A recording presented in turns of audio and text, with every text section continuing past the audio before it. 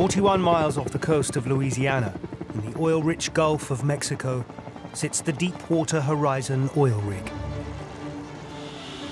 Owned by the company Transocean and commissioned by BP, she is the prize of the fleet.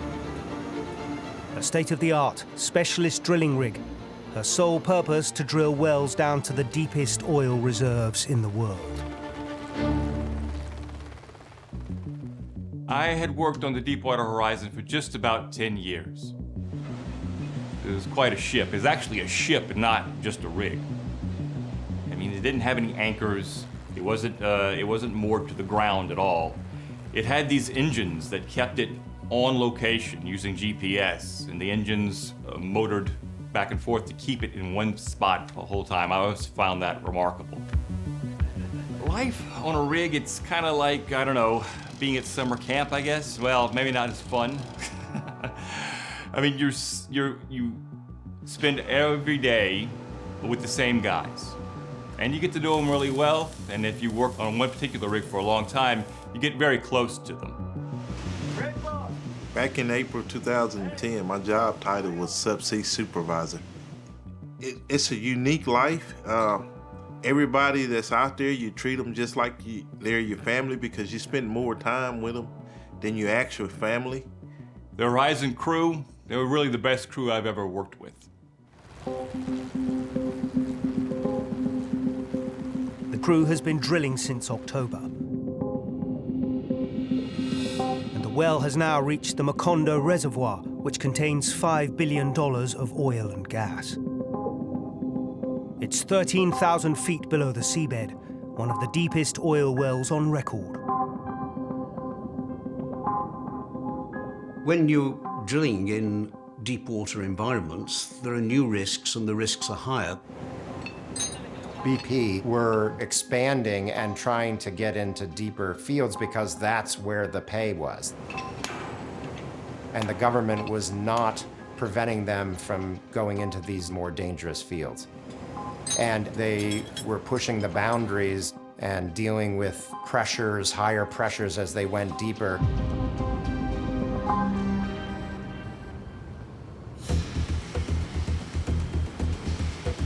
Crucial to the safety of the rig is a substance known as mud. This heavy fluid is pumped into the well while it's being drilled. My job on board was what's called a mud engineer.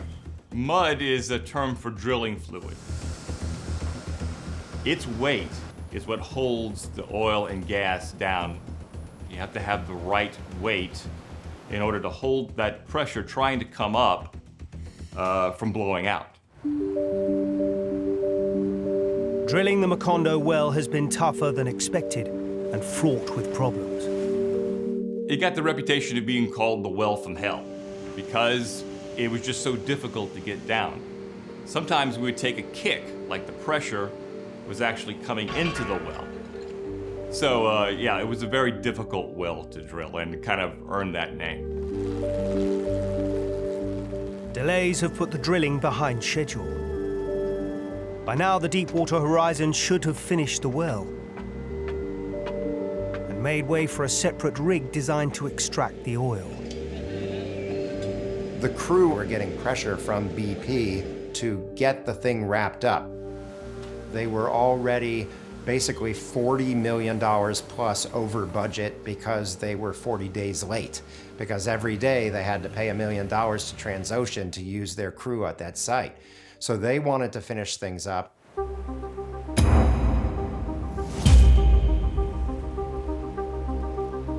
By late April, the well from hell is drilled. So on the 20th, we had gotten to where we wanted to be, and BP was thrilled because Macondo was a rich well. They wanted to come right back and produce it.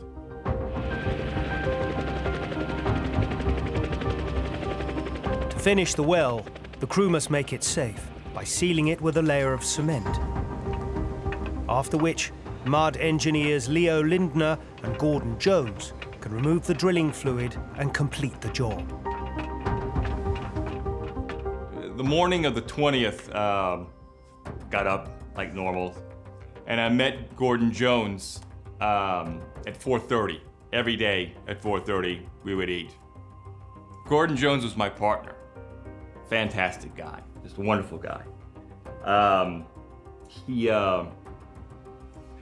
was gonna have a baby. He and his wife were gonna have a baby. He had a little boy named Stafford who he was teaching to play golf. And little Max was on the way. Gordon told me that the cement job went really well.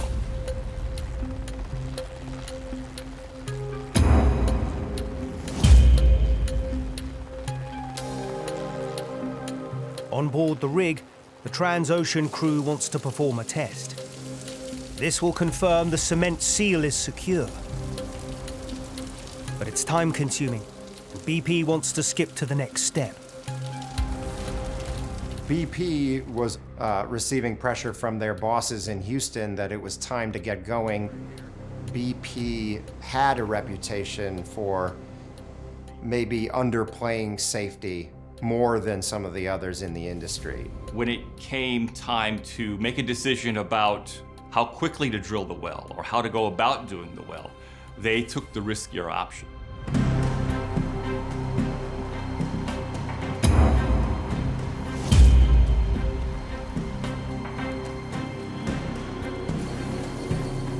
The two sides agree to a series of quicker tests.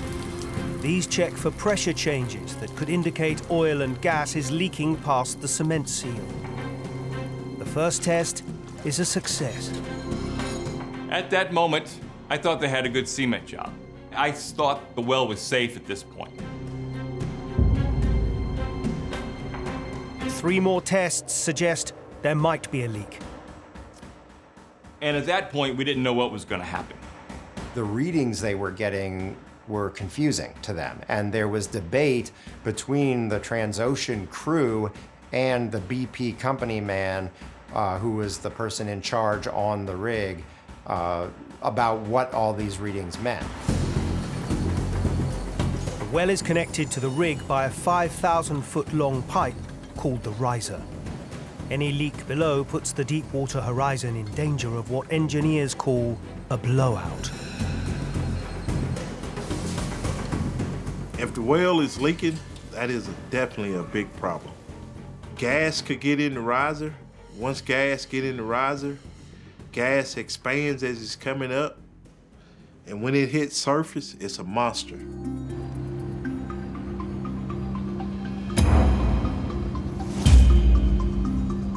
Despite the concerning results, senior crew members decide to press on and complete the job. It's not a popular decision with everyone on board.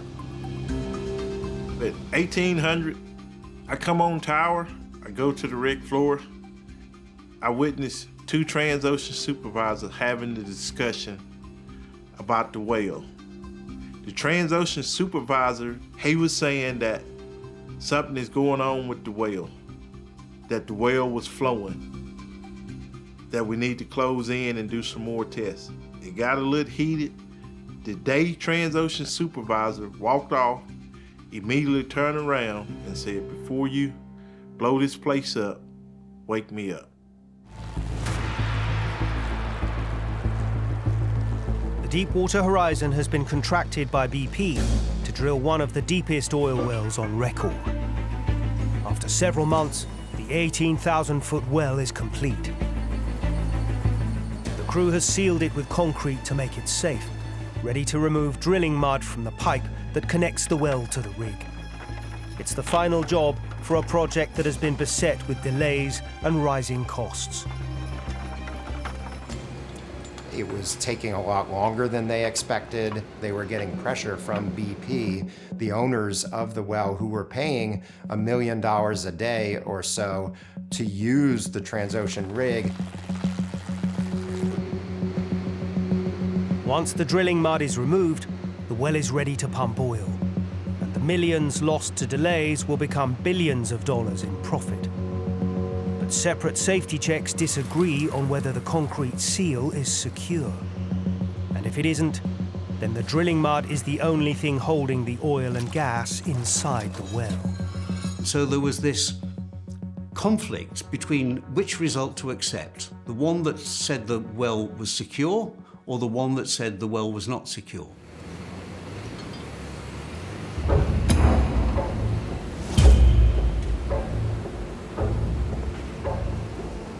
Engineer Leo Lindner has been waiting all day to find out if he has the go-ahead to pump out the drilling mud. By the end of his shift, no decision has been made. I was staying up late, not leave it all on Gordon. And about 7:30, guy looks at me, slaps me on the back, says, "What the fuck are you still doing up, man? Go to sleep." I got this. And, you know, I thought about it. I really didn't want to leave in the lurch like that, but Gordon Jones was an excellent mud engineer. And I listened to his advice. And I go to sleep. And the man saved my life.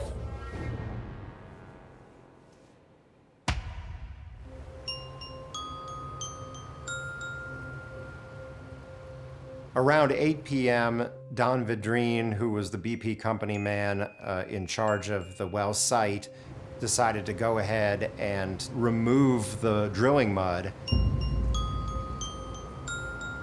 This was really, really critical because once that's gone, there's really no additional barrier to the gas shooting up the riser pipe and causing an explosion.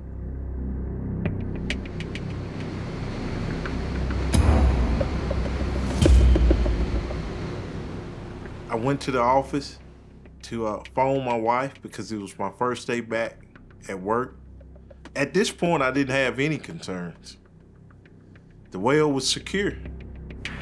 And at some point, because the cement seal was in fact not as secure as they had thought, oil and gas started to enter the well from the reservoir at the bottom of the well.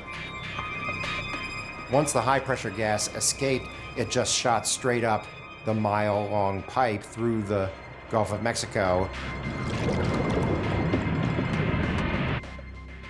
When I got to my office, all of a sudden I hear a loud sound like air.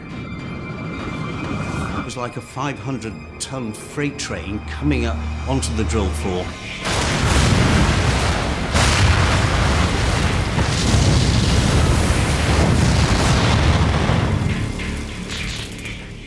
An explosion ripped through the living quarters and blew the walls down. And it seemed like immediately the blare of the sirens was going off. And I jumped out of bed and in my underwear. One of the Transocean managers was at my door. He said, "Call the rig floor to see what's going on."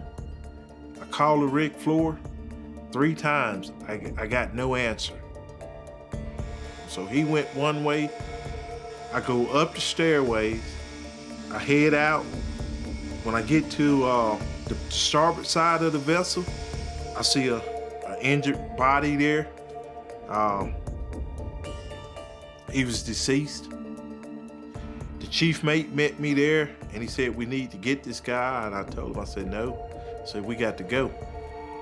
We had to leave him in order to save everybody else. Chris is in a race against time to reach the controls for the blowout preventer. This is an emergency shut-off device that sits on the sea floor and is attached to the pipe carrying oil to the surface. I'm in charge of the blowout preventer, which is the BOP.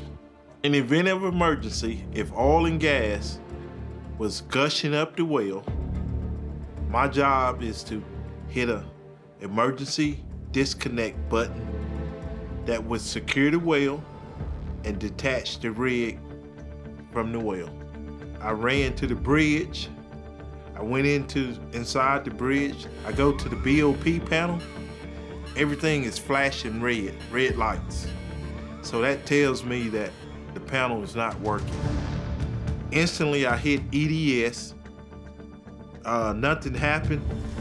The EDS, the emergency disconnect system, didn't have any effect either.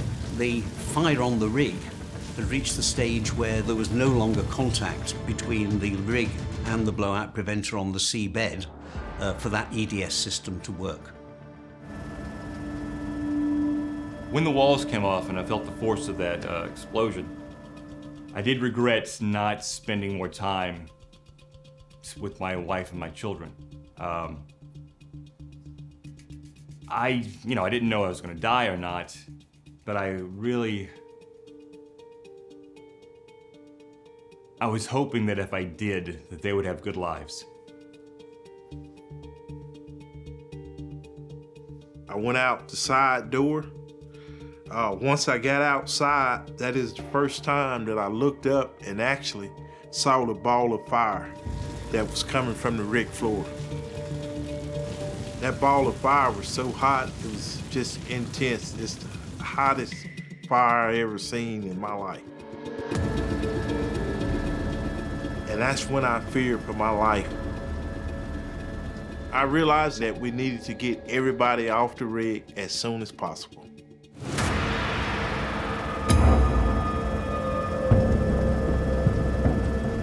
Catastrophe has struck in the Gulf of Mexico.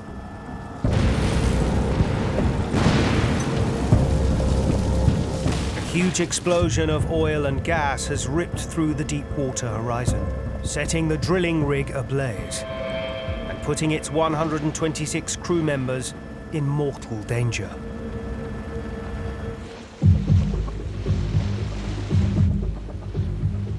As explosions reverberate into the night, 14 miles away, Bradley Shivers and two friends are fishing by another rig. You're on camera. We fished a lot of the oil platforms and rigs because of the lights and the structure attracted a lot of varieties of fish. While we were doing that, a light caught my eye in the distance. And so we picked up my binoculars on the boat and started looking in the distance, and it looked like there was a oil rig that was on fire. And we could actually hear the major explosions of the rig. You could hear it rumbling across the ocean, and the lights would flicker and got a lot brighter. As the friends watch on, the boat radio crackles to life. Shortly after that is when we started hearing the Mayday signs, Mayday calls on the radio from Deepwater Horizon, Mayday, Mayday. The desperate cries for help have alerted the local Coast Guard. You know, the Gulf is a really busy place. You know, there's 35,000 people on any given day working out there. It's not every day that we have an explosion of this magnitude. It's very rare. And so this was a significant incident.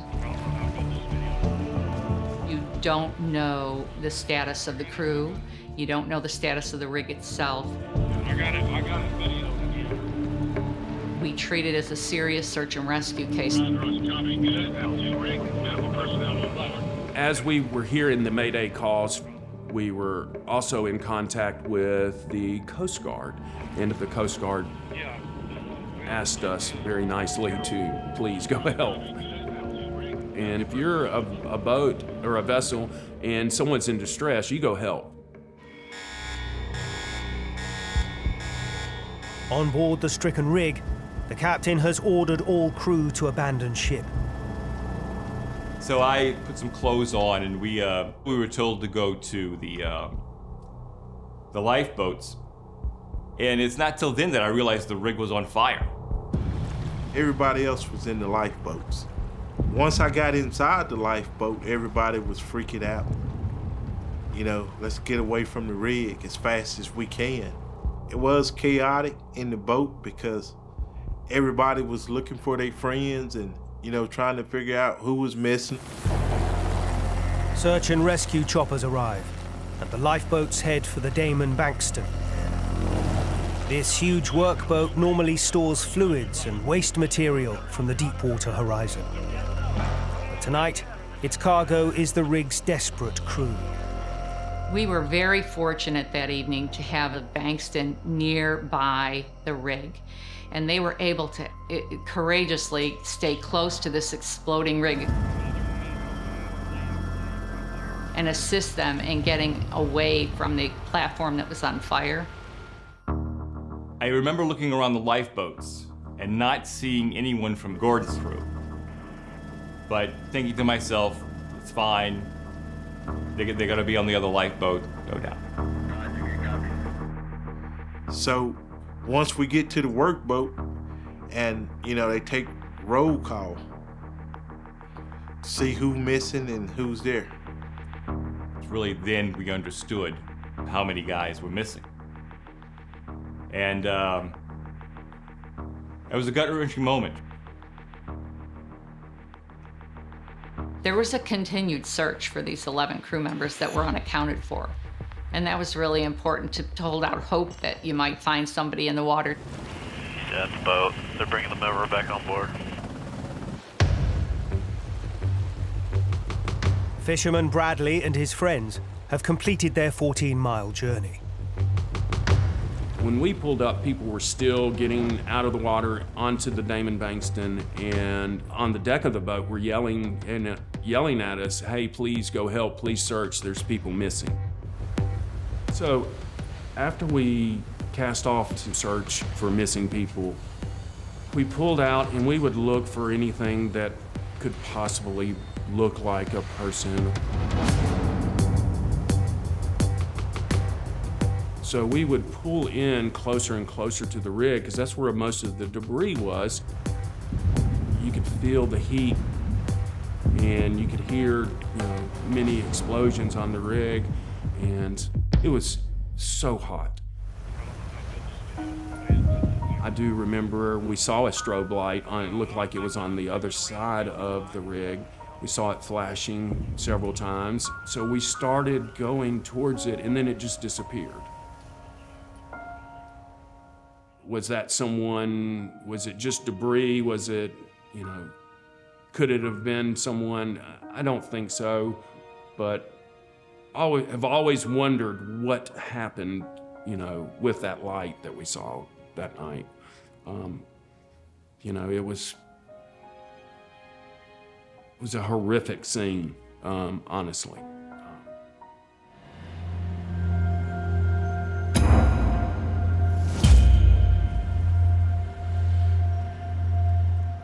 On land, news of the incident is starting to filter through to local journalists. I'm a photographer for the Associated Press. I had just moved back to New Orleans, my hometown, 3 weeks prior. It was 4:30 in the morning when I got a wake-up call from my editor saying that a rig had exploded out in the Gulf and 11 men were missing. I knew this was going to be a major story. My news editor told me that the rig was leaning at 40 degrees, and I knew it was a race against time to get out there.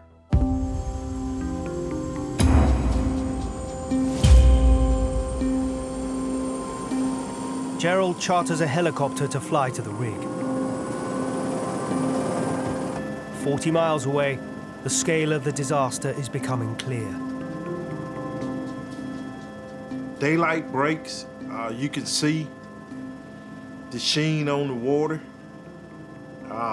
You can tell it's very bad. And basically, we just stood by until word from town told us what to do.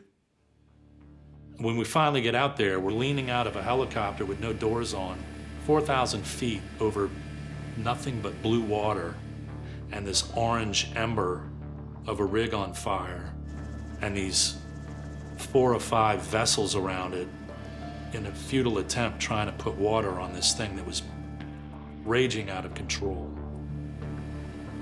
And it was a very sobering feeling because it's a very sad day when 11 men are missing. I knew that there was going to be a long search for these men. After we got back and landed and I filed my pictures, those images went global and it was front page everywhere the next day, all over the world.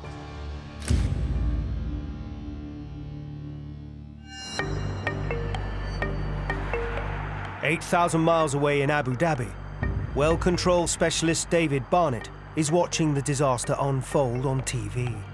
The initial pictures that I saw, it was catastrophic, the worst offshore fire I'd ever seen in my 40 years in oil and gas. To my knowledge, there had never been a situation like this in deep water. David receives a call from BP's HQ in Houston. They urgently need him to assess whether oil is still escaping the well at the sea floor. I was asked how quickly could I make my way to Houston because they were assembling all of the expertise to formulate the response. So I booked a flight back to Houston and made my way to the BP office.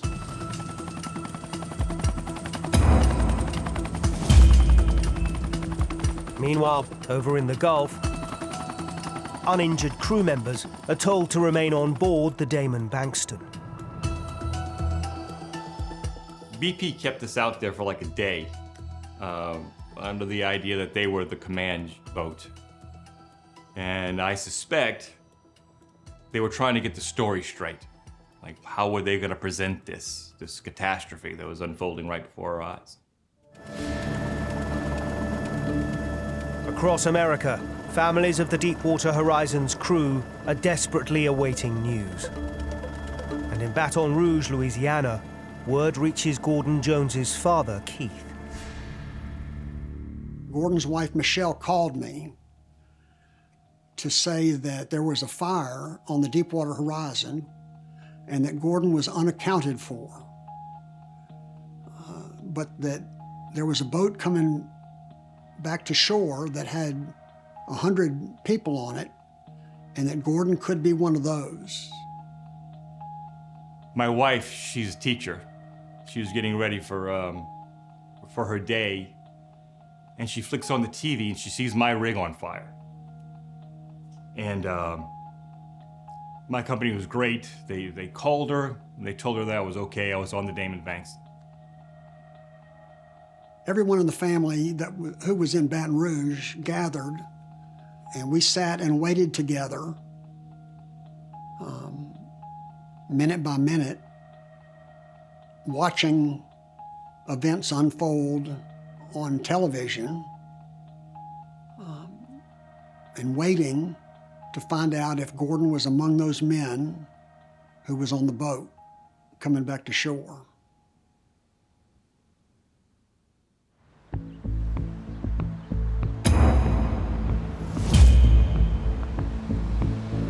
The rescued crew members are due to arrive at the coastal city of Kenner. Many families have made the journey too, hoping to be reunited with their loved ones. I could see vans and buses arriving with the survivors of the rig. They were getting off the bus, hugging family members in their work suits from the rig. And there were family members of the missing that were there as well.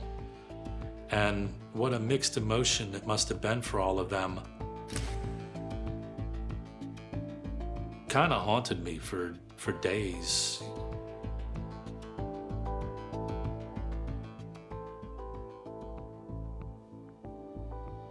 Gordon's status had gone from unaccounted to missing.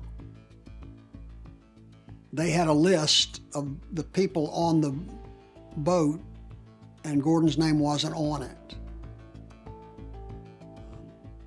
Once we knew that Gordon wasn't on that boat, that's when all hope was lost. You hold out all hope that there might be a survivor, but at some point you have to call off the search. We were thankful that 115 people had been saved, and we all mourned the 11 who were lost. Gordon is a great guy. We were pretty tight. And he was 10 hours away from getting on the helicopter home. And there's nothing more joyous once you're on that helicopter going home. And And I know he was anticipating that, and he never got a chance to.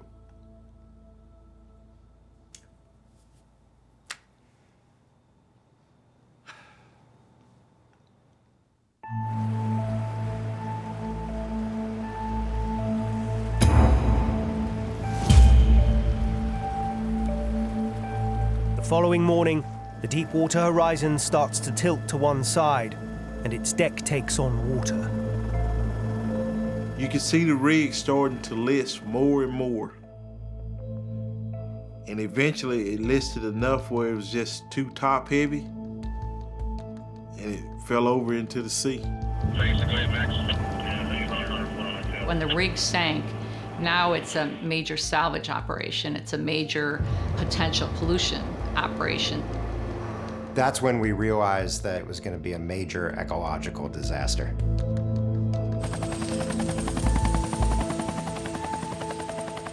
The Deepwater Horizon has suffered a massive explosion, killing 11. The rig has sunk to the bottom of the Gulf of Mexico, and in its wake, it's left behind a troubling oil slick.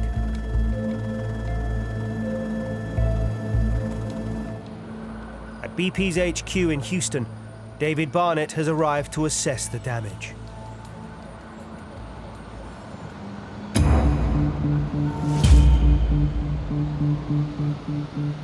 When I first arrived at BP, it was chaotic.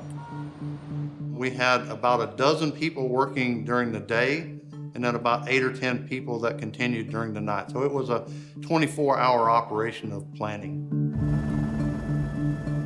The rig had just sank on the 22nd. We were able to deploy ROVs, which are kind of like underwater drones with cameras and lights. BP films the underwater operation and later releases some of its footage to the public. David's team sends the ROVs out hunting for leaks. They start with the riser pipe that connected the well to the rig. So in this case, because the water depth was 5,000 feet, this riser was 5,000 feet long. So when the rig collapsed, it did so in such a way that this riser was laid out across the seafloor, and it was kinked right at the top. So that's where we looked first, saw no flow. So we thought maybe something happened during the rig collapse that caused the well to shut in. The drone evidence suggests the well leak has sealed by itself. It's called a shut-in. Initially, we thought that we had dodged a bullet.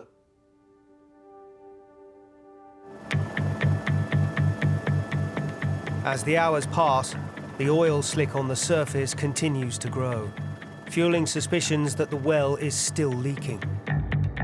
So David's team sends in the ROVs to investigate further. But then as they went along this riser, we eventually found a point along the riser pipe where the well was leaking. The minute that I heard there was oil emanating from the riser, I sent an email up the chain, up the flagpole, we call it, through the Atlantic Area Commander to the Commandant.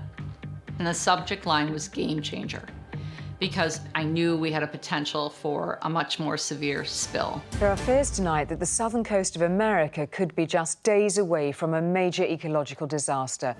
1,000 barrels of oil a day have been pouring out of the broken well. The undersea footage shows the extent of the problem. According to BP, 1,000 barrels, or 35,000 gallons of oil, is gushing into the Gulf each day. But government scientists don't agree with this estimate. So the NOAA Scientific Support Coordinator came to me and he said, from what I'm seeing, we've definitely got a higher amount emanating than 1,000. So we went out with an unscheduled press conference that afternoon, and we basically announced that it was at least 5,000 barrels. BP has just briefed me on a new location of an additional breach in the riser of the deep underwater well. While BP established a 1,000 barrel per day estimate of what is leaking from the well, NOAA experts believe the output can be as much as 5,000 barrels.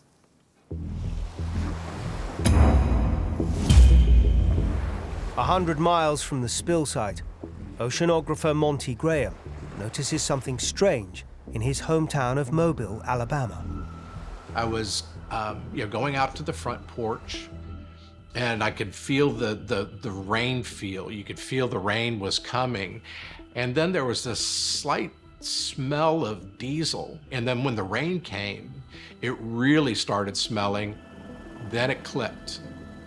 At that moment, even though I know I'm 100 miles from it, it was pretty clear that there was oil coming out in enough volume that we could pick it up in the rain. That was the moment I thought, oh crap, this is going to be really bad for a really long period of time. 180,000 gallons of oil is now pouring into the Gulf of Mexico every day. All 5 states along the Gulf Coast are staring down the barrel of an environmental catastrophe.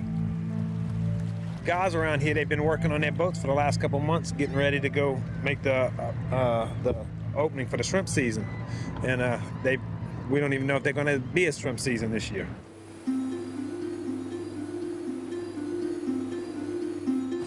The Coast Guard is called into action again.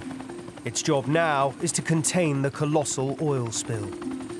Because this spill was so massive in scale, we needed the whole of government. We needed federal, state, local, and we also needed international help. This was such a big spill. Mary Landry's team battles the slick by burning off oil at the surface and spraying chemical dispersants into the water. You're trying to protect precious ecosystem and precious shoreline. Particularly in Louisiana, there's a lot of really, really biodiverse and rich wetland and shoreline areas that we were very concerned about protecting. The oil dispersant is a controversial chemical called Corexit. It's toxic and is known to be a danger to the health of both humans and wildlife. It's always a trade-off. You don't want to put anything in the water, but you've already got oil in the water. And what's the impact to marine life, and what's the impact to the biodiversity in the water column? They were using dispersants in much higher quantities than had ever been used before. Those dispersants were not actually allowed in some other countries, including the UK. They were saying, no, it's perfectly safe, it's like dishwashing soap. And we were looking at provided information that suggested otherwise. The ocean has become toxic, and the government is forced to shut down the Louisiana fishing industry. It's a move that brings the local economy to its knees. What I'm gonna do about feeding my children, what I'm gonna do about feeding my family, to put them through school. We're gonna be just like the fish you see in the water, dead.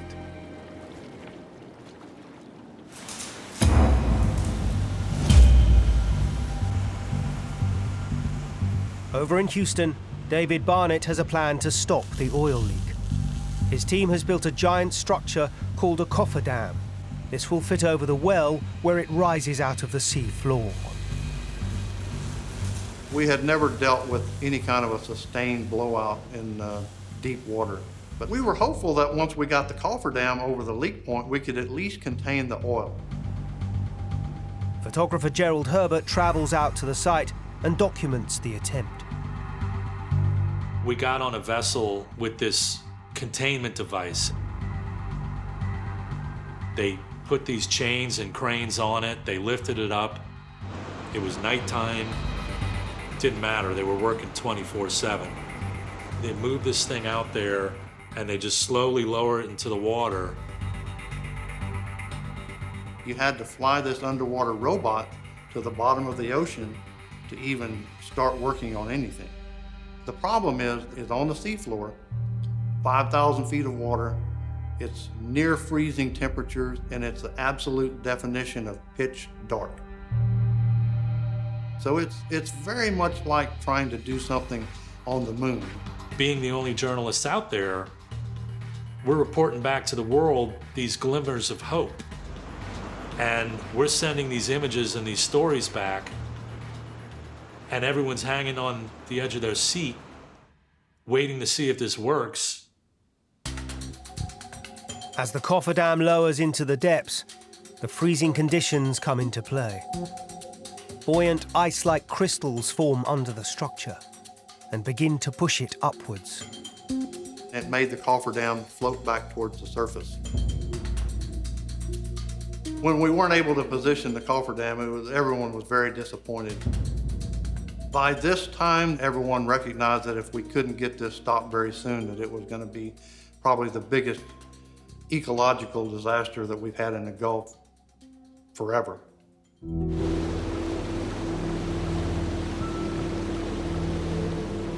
Oil is creeping steadily towards the shore.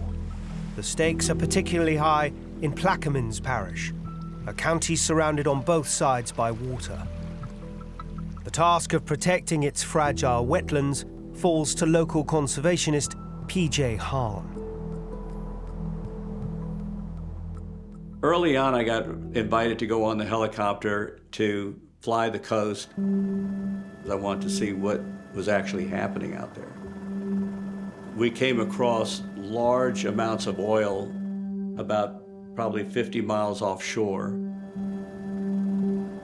So if this oil hits our coast, we're in deep trouble, because looking out the helicopter, as far as you could see from horizon to horizon, was oil. I mean, the beast was moving in, and it moving in pretty good.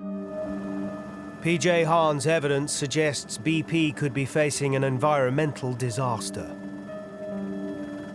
But the company's chief executive, Tony Hayward, takes to the airwaves with a very different message. Everything we can see at the moment suggests that the overall environmental impacts of this will be very, very modest. I think it was at that moment that I realized I didn't trust these guys. I didn't trust anything that we were being told, and I wanted to break off on my own and investigate it further.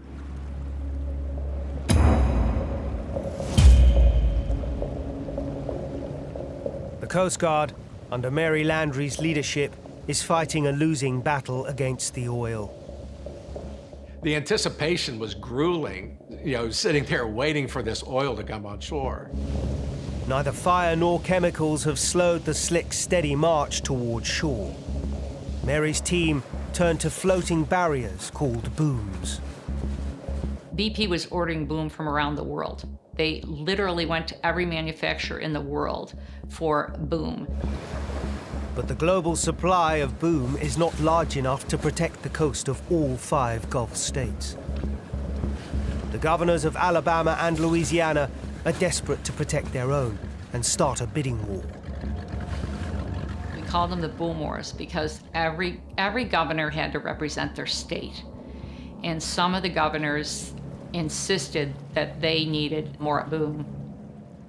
It was kind of a crazy competition between local and state and across states. The shortage means a painful choice has to be made between saving Alabama's beaches or Louisiana's wetlands. It's so much easier to replenish a beach than it is to replenish marsh and shoreline that you'll lose forever, possibly. We've got about 7 miles of beach here where... President Barack Obama visits the Gulf to meet with Mary and the governors to make a difficult decision. The meeting was supposed to last 30 minutes. It ended up going 2.5 hours. So as the president was drawing the meeting to a close, he looked across at the governor of Alabama and he said, "And we will sacrifice the beaches to save the wetlands." I had to pull people out of the bed and said, get a truck and go over and get the boom from Alabama because the priority is Louisiana. Meanwhile, P.J. Hahn is cooking up a plan. He doesn't believe official reports about the spill and wants to know what's going on beneath the surface. I knew something was happening out there, and it wasn't good. He enlists the help of a diver from a family that's well known for its underwater adventures. I have contacted Jean-Michel Cousteau, son of the famed Jacques Cousteau, and told him what I think was happening, and would he come to Louisiana and help us look at this situation and see how dangerous this could possibly be. So We went out at dark the next day, early in the morning. The sun was starting to break through.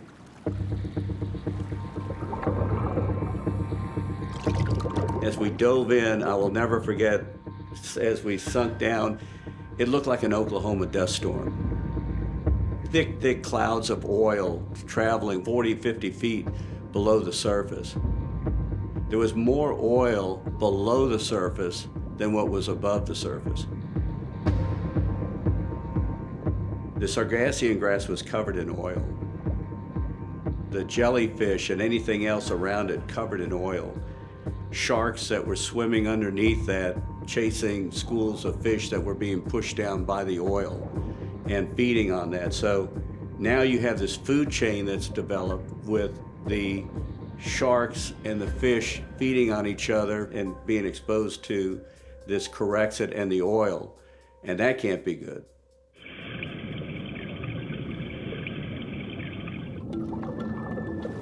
I can remember when I got back on the boat and I was just overwhelmed by it all.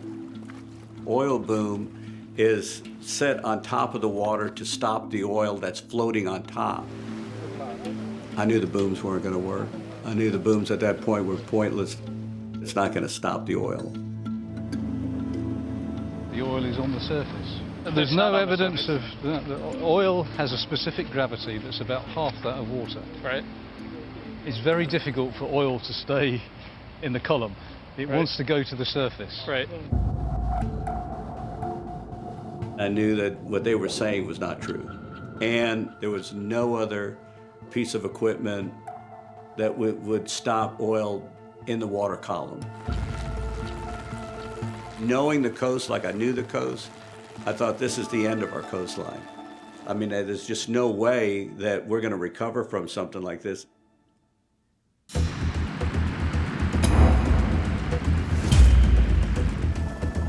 Disaster has struck in the Gulf of Mexico. An explosion destroyed the Deepwater Horizon and has created the largest oil spill in US history. Despite enormous efforts to contain it, the slick has now reached land.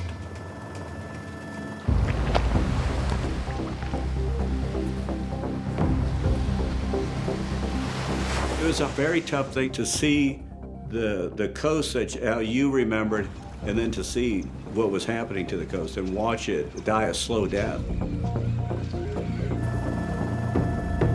PJ Hahn and journalist Gerald Herbert head out to take stock of the damage. We were out touring the oil and taking pictures.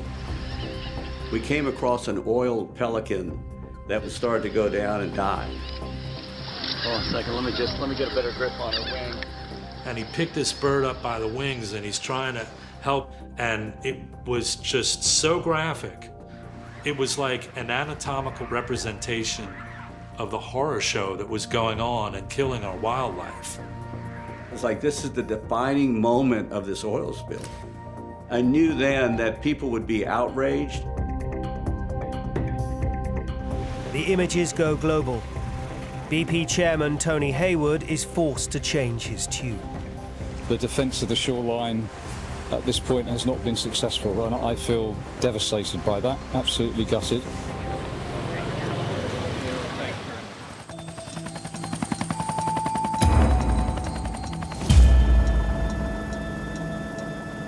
Well Control Specialist David Barnett is headed into the Gulf to personally oversee the next attempt to seal the well. Until now, he's only seen the operation through BP's underwater cameras. For several miles out, we started to see this collection of probably 40 vessels at the time. It looked like the Normandy invasion was going on in the Gulf of Mexico. 5,000 feet down, David's plans hinge on creating a blockage inside the leaking well. And BP live streams the operation in a public show of transparency. The first attempt that we made was what they called the top kill, pumping high-density drilling mud and trying to overcome the flow just by momentum first, but none of that was successful. The team switches to a technique called a junk shot, which involved pumping a variety of solid materials, rubber, golf balls, cut up car tires into the well. We were on live TV the entire time that we were doing this. But every time that we thought we were establishing some kind of a seal, the pressure would increase inside the wellbore itself and just expel all the material out. After 16 attempts, David is forced to give up and return to base. I really thought that we would find some way to seal the well much earlier than we were able to. So I didn't really expect that it would turn into the magnitude of the disaster that it eventually did. It's devastating news for the millions watching the live stream from home. It was like, you know, this feeling of helplessness, this feeling that they're never going to get this fixed. And knowing that they weren't shutting the well in just, you know, gave no end. You know, you had no idea when this was going to end. The footage is a PR disaster. And worse still, it appears there's even more oil leaking from the well. An average of 19,000 barrels of oil a day gushing from the ruptured well, 4 times more than the 5,000 BP had claimed. Total so far, 17 to 39 million gallons. With this latest news, BP is public enemy number 1. They've destroyed the environment, and their assets need to be seized. High-profile celebrities shun the company. It's a disgrace. You know, I think most of us think it's a disgrace. In an attempt to regain the PR initiative, BP releases an advert apologizing for the oil spill. No one is falling for it. The BP boss is ridiculed across the media. As the public turns against BP, the US turns against Britain. Anti-British sentiment was palpable here after the Deepwater Horizon incident. People emphasized British petroleum, even though the official name of the company was BP PLC at the time. In the US, BP is cast as yet another bad guy Brit, but in reality, it's almost as American as it is British. In 1998, British Petroleum merged with Amoco to become Beyond Petroleum. The transaction itself will be the largest industrial merger ever. This Anglo-American giant became the 3rd biggest oil producer in the world. But it also had one of the worst safety records in the industry. Workers at BP's Texas City oil refinery overfilled a container with volatile chemicals. They ignited. 15 were killed. BP was known for kind of poo-pooing the need for safety. There were parties where industry and regulators would have fun together, described as a too cozy relationship. Therefore, the industry was not under as much pressure from the government to install clear safety management. Many believe the US government could have done more to prevent disasters like the Deepwater Horizon. But in 2010, there's only one villain in the eyes of the American people. And even the president can't resist putting in the boot. We will make BP pay for the damage their company has caused. Tonight, we pray for the people of the Gulf. And we pray that a hand may guide us through the storm towards a brighter day. Already, this oil spill is the worst environmental disaster America has ever faced.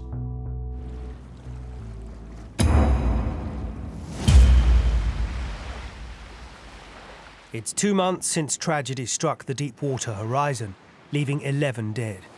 And America's worst ever oil spill is still growing unchecked. In Washington, hearings into the cause of the disaster have already started. I was involved with a lot of the hearings. I remember BP had this defense.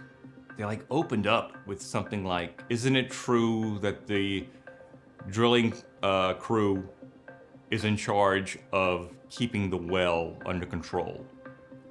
It's a loaded question. All the decisions that led to that moment, they put those men in that position.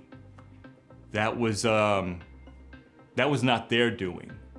It seemed like the process was trying to blame as many individuals as possible, instead of seeing this as maybe a systemic problem. As the hearings unfold, the time comes for Tony Hayward to give evidence, and fisherwoman Diane Wilson decides to act. The Gulf of Mexico was being ruined, and that the man who was primarily responsible was giving testimony. So I got a big tube of black paint, oily paint.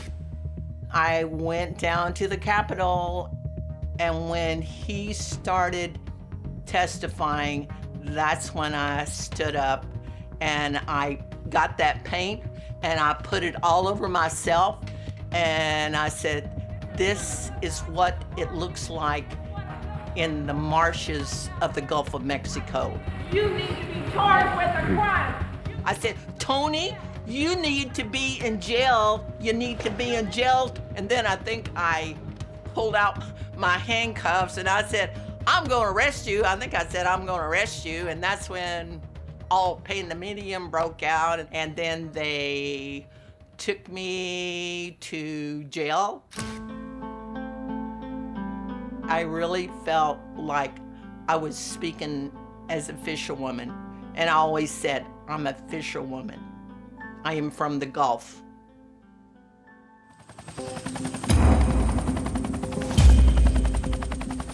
While BP is in the dock, over in the Gulf, its cameras are about to broadcast David Barnett's latest effort to plug the leaking well. His team has cobbled together equipment from the previous failed attempts and created a new piece of kit. What we call a capping stack was designed, fabricated, and tested. It was designed to create a pressure seal on the top of the well. It had never been done before. As the capping stack reaches the sea floor, David's team enters the crucial phase of the operation. Here, they must position the device directly over the top of the leak. It actually shut in right where we had calculated it should. We could then shut the adjustable valves and completely stop the flow. On the 15th of July, 86 days after the Deepwater Horizon exploded, the well is finally capped. Well, the entire industry kind of sighed a collective sigh of relief. Everyone watching on the live stream around the world, you could just feel a kind of a sense of accomplishment. When I heard that the well was finally capped, I was elated, but we didn't believe it at first. Even though we heard it, it was a relief, and we wanted to believe that they were telling us the truth.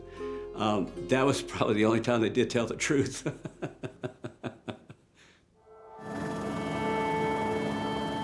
It's estimated that 134 million gallons of oil spilled into the Gulf of Mexico. And scientists predict it will take the Louisiana wetlands 50 years to completely recover. There was moments when I really thought it was going to kill the Gulf, and that was unthinkable. That was like dying. Tens of thousands of people join the fight against the oil slick, and together begin the mammoth task of cleaning up the coast. One of the things that you take away from this is how resilient the people were and how hard everybody worked. It takes many years for BP and its partners in the Deepwater Horizon to face judgment. By the disaster's 10th anniversary in 2020, It cost the four companies around $71 billion, most of which has fallen on BP. BP has since been widely reported reiterating its commitment to the Gulf and to restoring the region's economy and environment. But the human cost of the Deepwater Horizon disaster remains to this day. I know that Keith Jones, Gordon Jones's father, was distraught and very upset about the lack of accountability for the death of his son. BP pled guilty to 11 counts of manslaughter. Their PR department has done a great job of limiting the public's knowledge of that, but they did it. I was there when they did it. Despite the criminal charges against the company, no BP executives were held responsible. So there was absolutely no individual held accountable for the loss of life of these 11 lives. BP made many consecutive decisions that saved them money but made a blowout more likely. If BP had made one of those decisions the other way for the right reasons, Gordon would be alive today.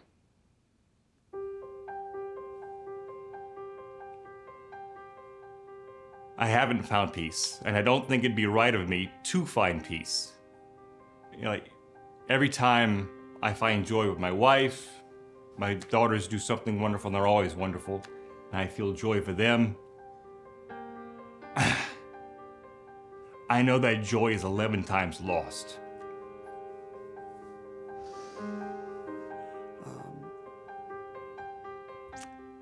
About 4 weeks after we lost Gordon, Michelle, his wife, went into labor and gave birth to their second son, Max. Little Max looks just like his dad, still does.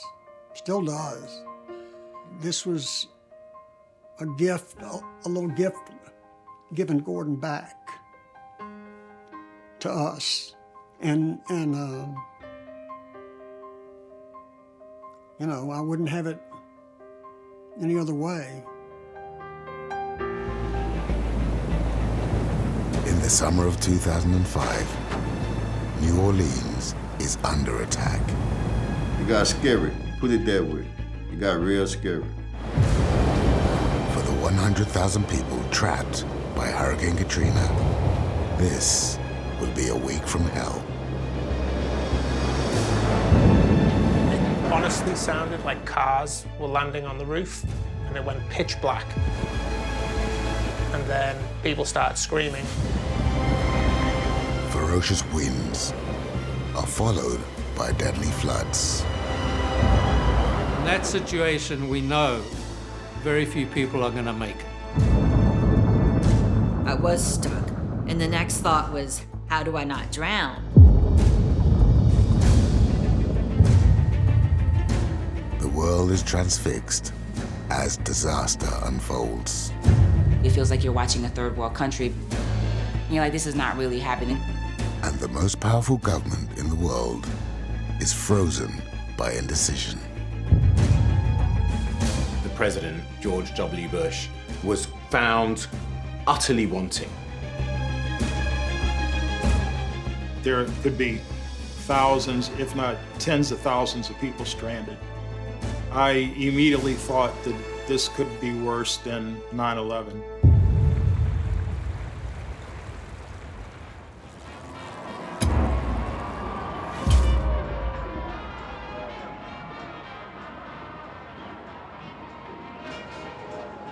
It's Independence Day in New Orleans.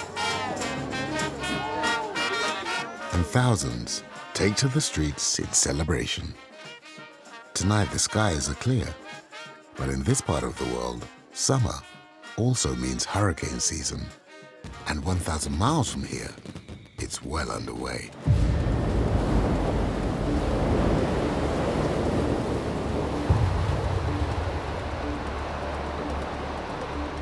Only 5 weeks into the hurricane season, we were already on the letter D, so that's the 4th tropical storm of the season. Over the next month, hurricanes pound the Caribbean.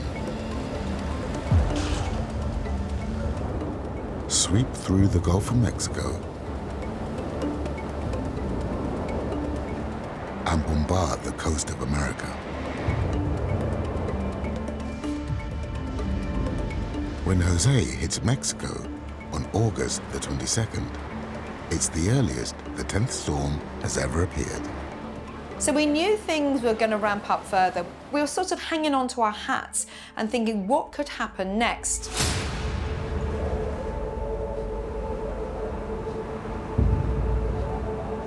New Orleans has escaped the worst of the weather, but 5,000 miles away, an ill wind is blowing. It's called the African easterly wave, and it happens where there's a difference in heat north to south across the western side of Africa, which allows a jet stream to develop. Once it got over the North Atlantic, it got close to the Azore Islands.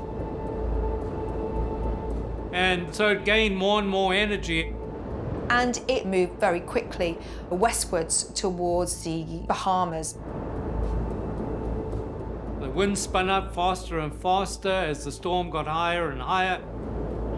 On the satellite picture, we saw more thunderstorms. And then Tropical Storm Katrina was born.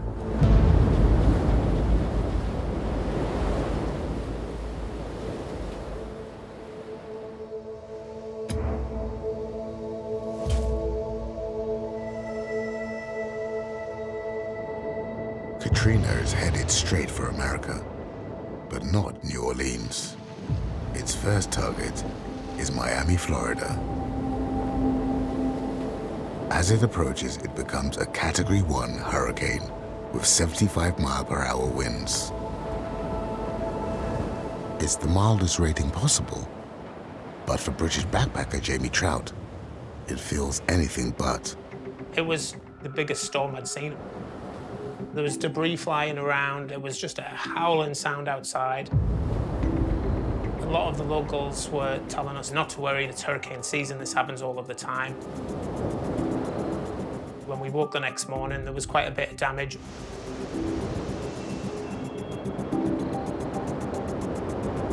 We were just about ready to move on anyway, so we jumped on a bus to New Orleans. Katrina takes a completely different route, moving out to sea and downgrading to a tropical storm. Hurricane Katrina moved over Florida and came out the other side into the Gulf of Mexico. But it wandered a little bit, and the consensus was the south of the US had dodged a bullet.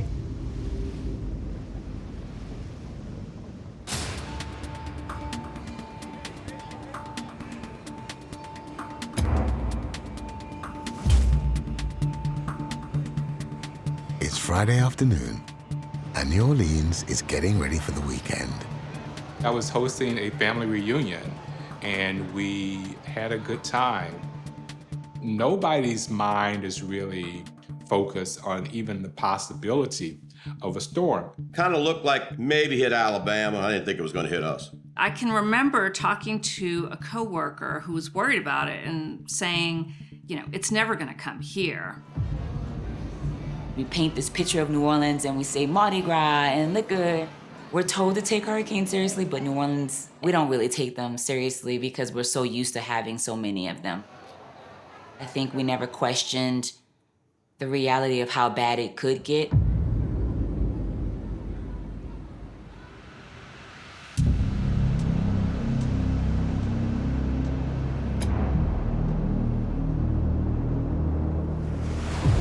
Over 400 miles out at sea, Tropical Storm Katrina is finding a new lease of life.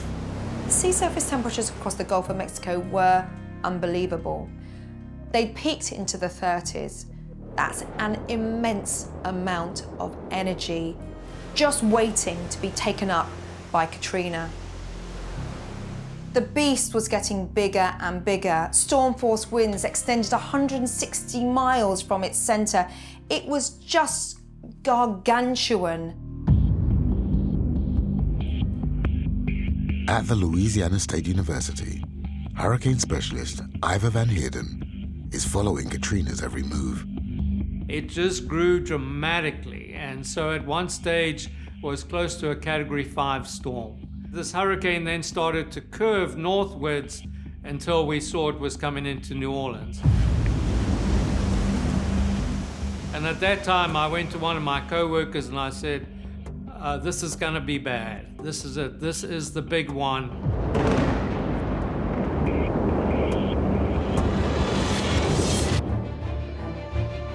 Word reaches the TV stations, and weather updates become increasingly alarming. You watch the weatherman, and then you start hearing the reports, and all of a sudden it's a direct hit on New Orleans. Coming at you, and it's going to be bad. We're watching on the news was talking about it, and the fear we saw in the newscasters' eyes that this was something that maybe we were not prepared for, looking at us and saying, people are gonna die. I would suggest you guys leave. It was frightening. It felt a little like being in a horror movie, waiting for the monster to jump out.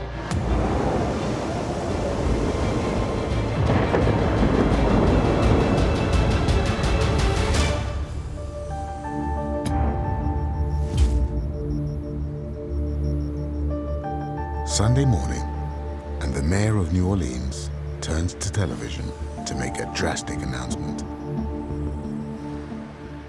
It's important to remember that New Orleans was founded as a city in 1718.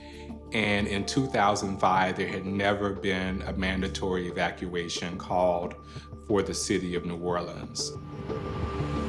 1.2 million people cram onto the highways.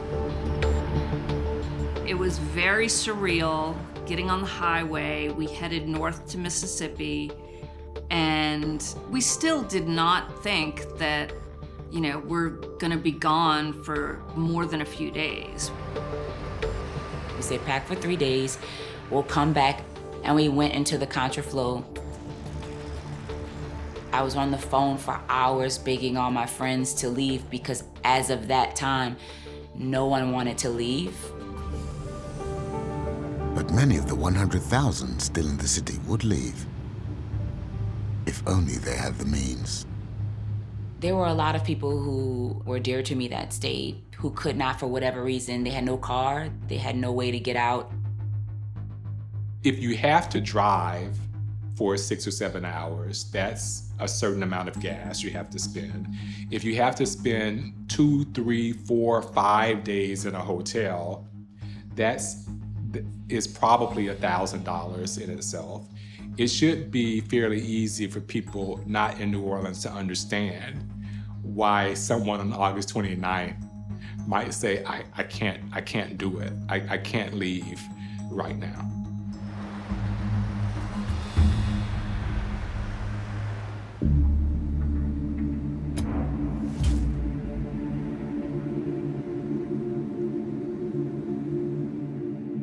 Katrina is over 200 miles out, and her winds have picked up to 175 miles per hour.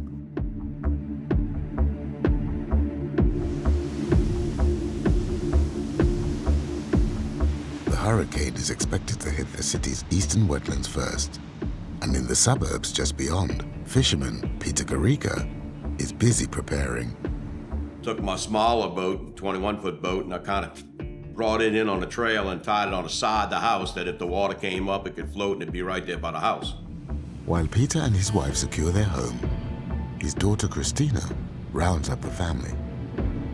Where we live, when a big storm's coming, it's kind of the same procedure every time. I went to pick up my grandma. She was running around her house like a busy little bee, vacuum sealing what she could, putting it on top shelves, and then brought her back home. We kind of settled in for the evening. You know, all that was preparation, you know, thinking about, you know, what could be the worst, but the worst was a lot worse than what you thought.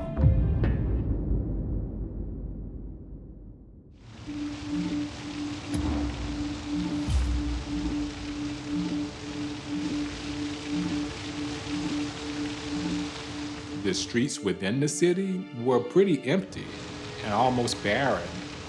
And those who could not get out were lining up outside the Superdome. The Superdome football stadium is a refuge of last resort. The Superdome was this kind of fortress of sorts that was strong enough to withstand the highest winds and where people would be safe. Alongside 10,000 locals seeking shelter is a British backpacker fresh off the bus from Miami. As backpackers, we didn't really have any options, so the advice was to go to the Superdome. There was a huge military presence, there were helicopters overhead, emergency vehicles everywhere, and you could just get a sense that this was a city in absolute crisis. The wind was starting to pick up and the clouds were coming in very grey, and you just got a sense that something huge was happening. And it was quite a sobering moment, actually, you know, like just suddenly realising that this was actually way more serious than we'd initially thought.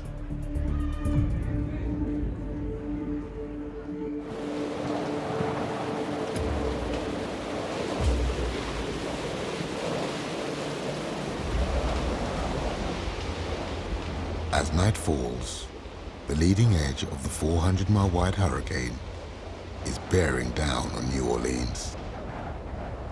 Jamal Raymond has decided to sit out the storm in his 5-story block of flats on the eastern edge of the city. Skies got like black, you know, start getting dark. It started like raining kind of hard. So I say about 11 o'clock, that's when she came through.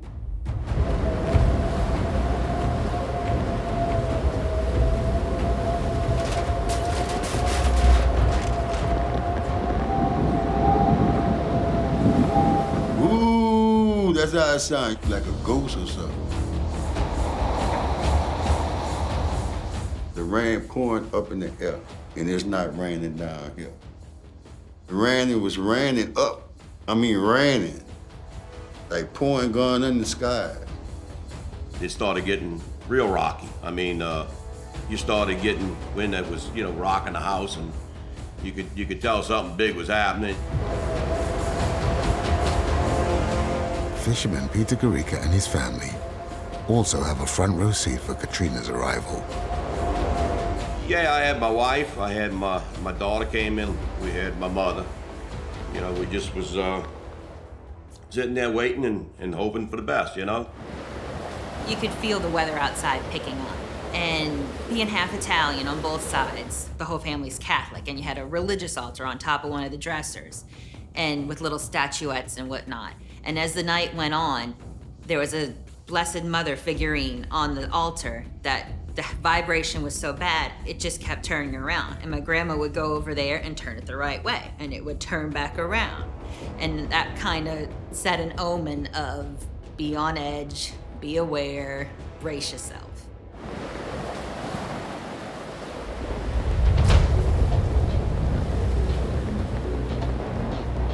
Eight miles across town, journalist Jarvis DeBerry is hunkering down to ride out the storm at the offices of the local newspaper. I heard this kind of like a high kind of whistling sound. Somebody rushed into the part of the building where I was and said a window has just blown out. If a window is blown out of this building, then game is on. That's when the lights went out.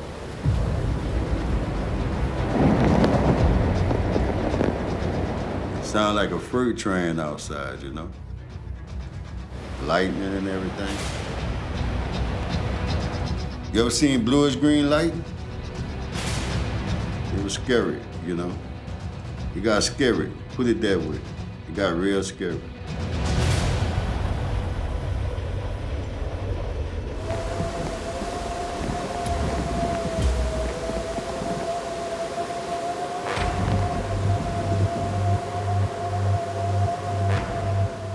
As dawn breaks, Katrina envelops the city. This is where we saw the highest wind speeds, with sustained winds of 133 miles an hour. I would be hanging on to my hats. I would be running for the hills. This was a massive storm, and it was going to annihilate the area.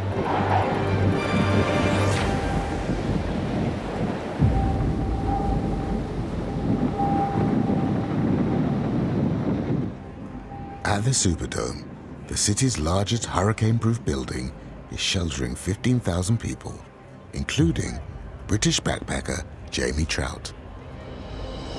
Over time, the winds build up and build up and build up. And then I remember hearing a huge crash, like a huge sound. And it honestly sounded like cars were landing on the roof. And they started getting louder and louder, like boom, boom, boom, boom. A hole appeared in the roof, and water came in, and this howling, whistling sound came in. And right around then, the electricity went off, so the lights and the air conditioning went off, and it went pitch black. People started screaming, and as our eyes readjusted, we realized that everyone was just running up the stand of the seats and getting underneath into the walkways beneath the stadium. Everyone was really in shock, panicking.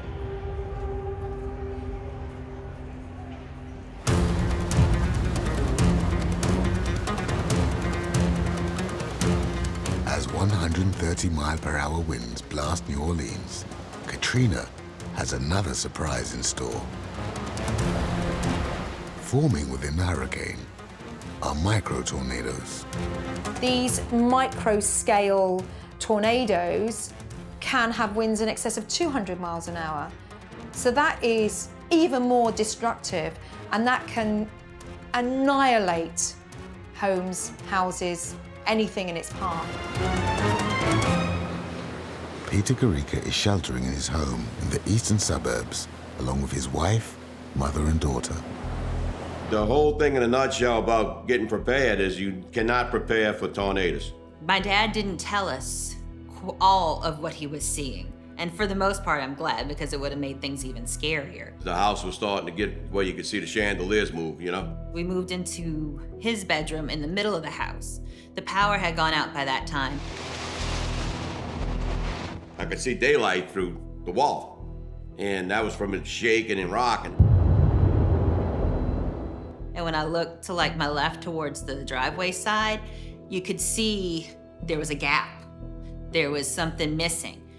I was watching things fly out the attic, like blankets, pictures of my cousins, all kind of random things. And this is right about the time when the tornado started doing its thing. You could feel the pressure just changed. It sounded like cattle running across the roof. You just heard this rumbling like hoofs running across the roof. And I guess what it was is all the shingles and the sheeting and all just imploding on the roof. The sounds Peter can hear signal the rapid approach of a micro-tornado. And that's when everything just went. 1 minute you're looking at ceiling, the next minute you're looking at sky.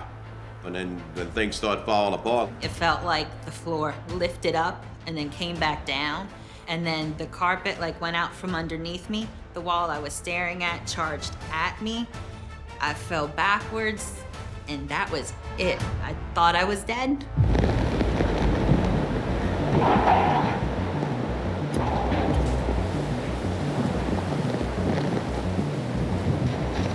Hurricane Katrina is tearing through New Orleans, where over 100,000 people are sheltering from winds of over 130 miles per hour.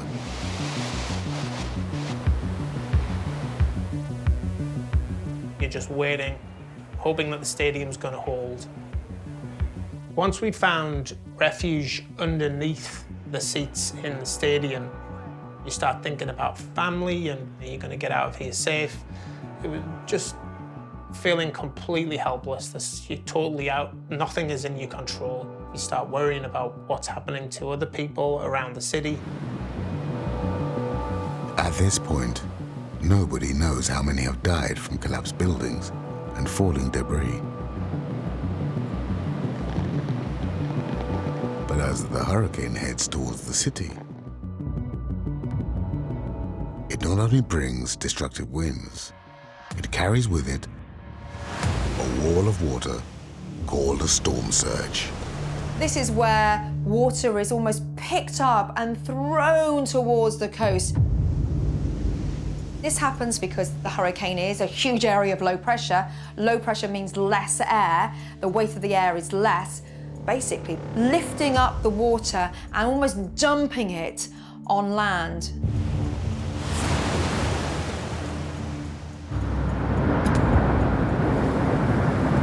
This surge, oh my God, look at that. That's the storm surge coming in. Look at the storm surge coming in. Katrina carries a 25-foot wall of water toward the city. First in its crosshairs are the eastern suburbs, where Peter Carica's house has just been demolished by a 200-mile-per-hour tornado. My wife was there.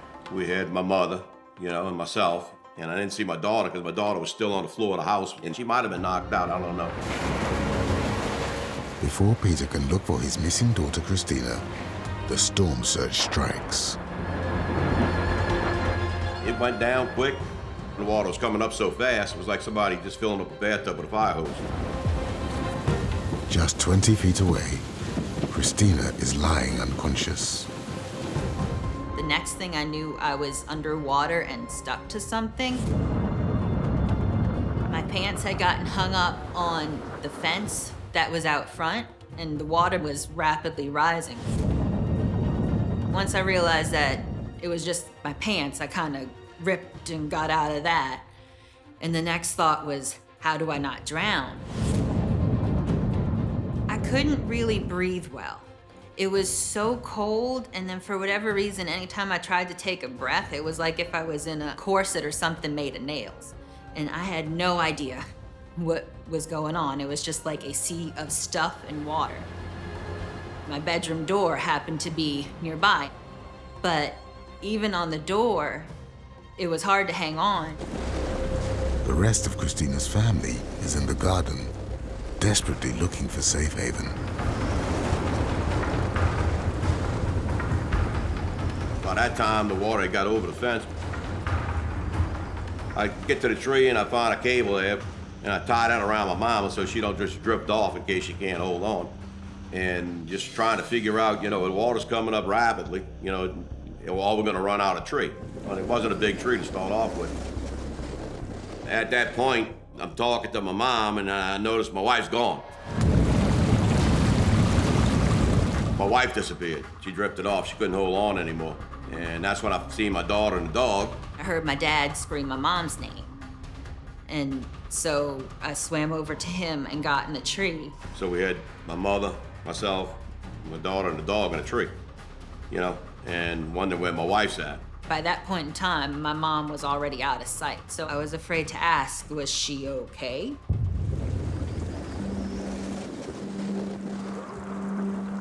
As a wall of seawater charges west, the storm surge's next victim is the city itself and its centuries-old flood defenses. A year before Katrina hit, New Orleans was in the midst of a long-term upgrade of its levee system. If you come to New Orleans, you will see these huge levees holding the river in because the Mississippi River naturally floods every year. Since the early 18th century, engineers in New Orleans built what are known as levees, huge brick or concrete walls to channel the river and hundreds of canals safely through the city. New Orleans is so low topographically. The downside of that, though, is that when those levees fail, then the whole city is at risk of going under. In the early 21st century, many of the oldest levees were strengthened, but hurricanes had also been getting stronger and more frequent, and Ivor Van Heerden was concerned. I put a lot of effort into putting a team together to develop storm surge models. Because of those, I knew just how vulnerable New Orleans was to flooding. Ivor's computer simulations warned that levee breaches to either the Mississippi River or Lake Pontchartrain to the north could cause billions of additional gallons of water to descend upon the low-lying city. I hate to say this, but from way out, I had this real dread, this feeling in the bottom of my stomach that we were going to see a catastrophe.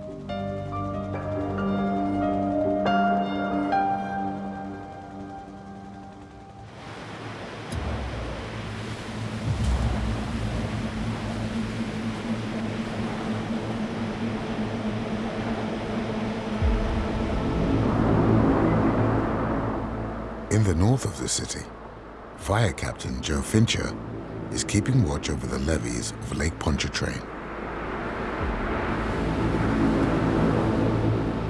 The whole area is filling up with water, and it was flooded.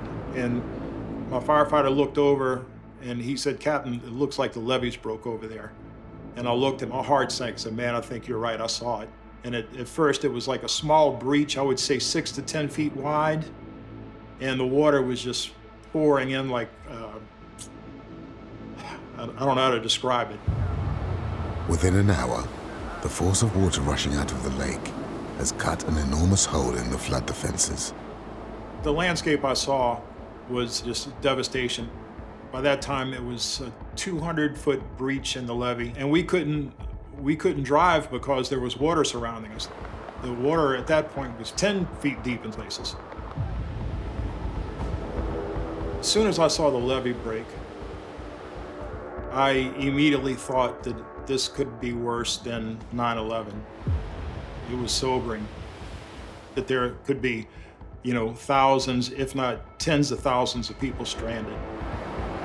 What Joe Fincher is seeing is happening at multiple locations across the city, and floodwaters are beginning to engulf entire houses.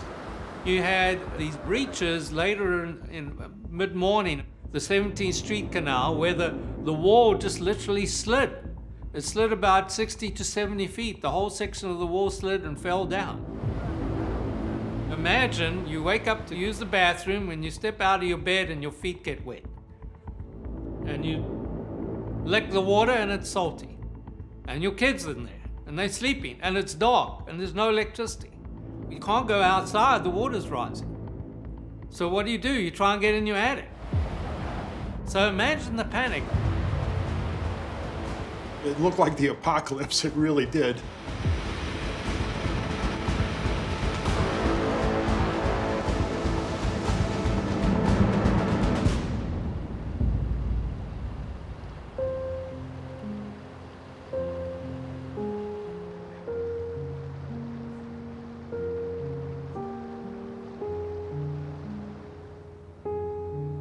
"14 hours after Katrina began its assault on the city, the hurricane finally passes. Katrina lost a lot of energy as it made landfall. Hurricanes need the warm seas to fuel them. And ultimately, it just disintegrates, it rains out. It's not really till the afternoon where the winds slowly lose the worst of their sting. The winds have died, but floodwaters have not dropped. 20 miles away, British reporter Kami Nzerim is trying to find a way into the city on one of the few remaining roads. We've just got to the community of Covington, which is just north of New Orleans across the lake.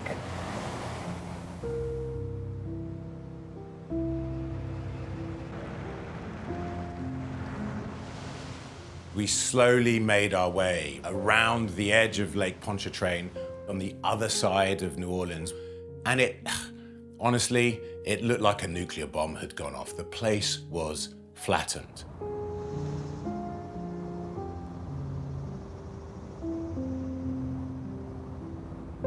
We began to hear stories that entire districts were lying underwater, that in some cases, houses were completely submerged. There were entire parishes that had been completely devastated. Bodies were floating in the water in the lower 9th Ward.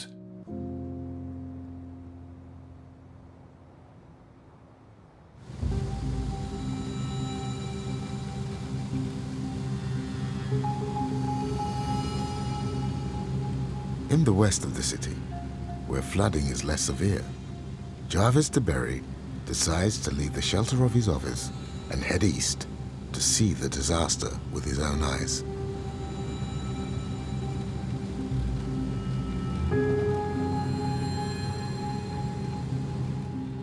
We got out on the interstate and it's elevated so we can look down on the city.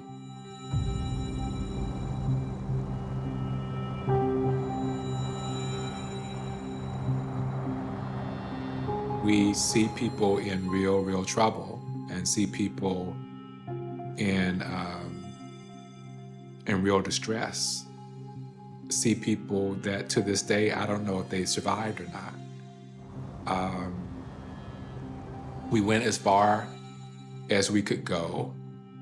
I remember in particular someone holding on to this big water cooler, and he has his arms thrown across there to try to keep his head above water. I'd never seen people that I'm looking at who were at risk of drowning. And there was a sense of helplessness. I couldn't help them. You know, I couldn't rescue anyone. I just never seen anything like that before in my life.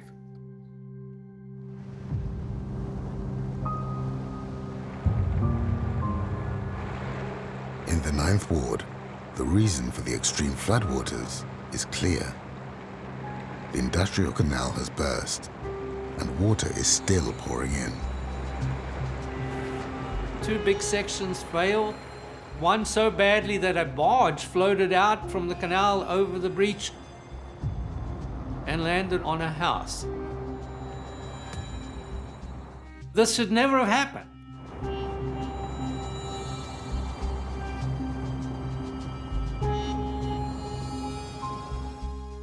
The predictions seemed to me to have been true. They were in real life-threatening danger.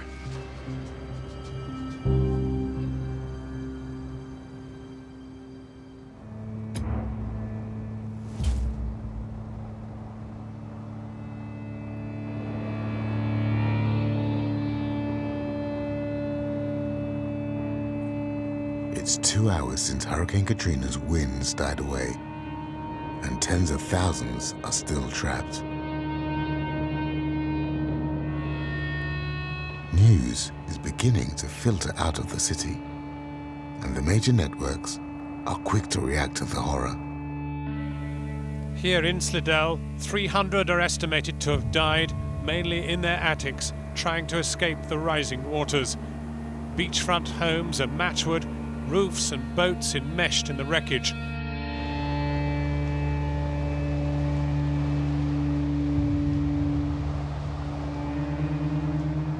For those lucky enough to evacuate before Katrina hit, this is their first sight of a disaster taking place back home. We got to the hotel in Dallas. We're watching on the news the destruction in real time. It's surreal that you're watching the place you grew up in on television. It feels like you're watching a third world country. You're like, this is not really happening. And at that point, I think it hit my parents that there is no way that our house survived that. But also, you feel guilty because you made it out and others haven't.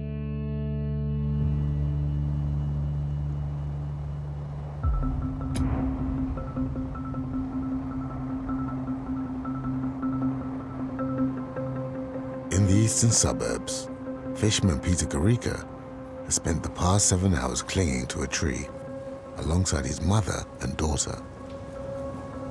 I lost my wife. And all I was thinking about is I hope she grabbed onto something on the way out. And I could see that the little boat that was on the side of the house was still floating. So I swam off. When I swam off, my mom said, "You're gonna die if you swim off." I said, "Well, if I'm gonna die trying," you know? My grandma the whole time just kept telling him all kind of, "Oh, you're gonna die." But once he got to the little boat and he was getting it, you know, where I could see him getting to us, it was just a wave of relief. So after I got them secure, get up on the rigging of the boat, because they had rigging that was about, maybe put you about 13 feet above ground level, and look around and see if I could spot my wife. My dad did his best to figure out where my mom was. And I remember my grandma and I just praying and hoping that she was okay. I was howling for her. And that's when I caught her.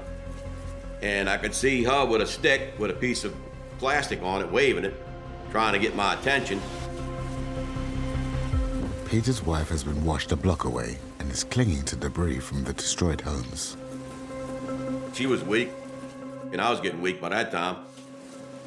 All things considered, my mom was in better condition than the rest of us, really. You know, it's a miracle, really, that I could get in there and get her out of there. Hey, what do you call it? Guardian angels, I guess. 1,000 miles away in Washington, Katrina is designated a national disaster. The job of responding falls to the Federal Emergency Management Agency, known as FEMA. As for the White House, President Bush is on holiday at his ranch in Texas, where allegedly his staff don't want to burden him with details on the situation. George W. Bush was grappling with wars overseas that were going really, really badly. The last thing he needed was a massive domestic crisis.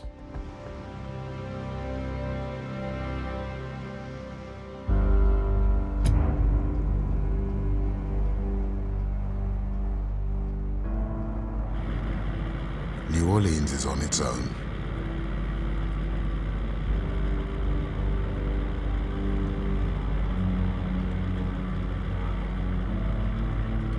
And it's left to the local emergency services to improvise a rescue plan.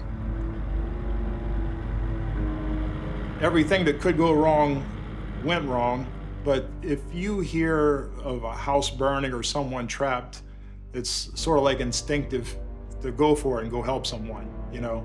So that's pretty much the mentality of the whole fire department from what I saw. We knew that there would be, you know, rescues that we had to make. We couldn't access it through fire trucks because you couldn't get around. We had a couple of guys that were really good with boats and all. We saw a boat in the backyard of someone. They were able to hotwire the boat and get it into operation. We sort of knew to do a grid search to figure out, you know, what places needed to be searched first.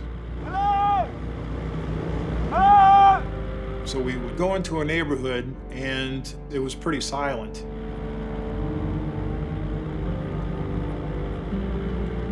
We would turn the boat motor off and yell, "Make some noise," so we would know where they were. A fire crew hears a cry coming from an almost fully submerged house.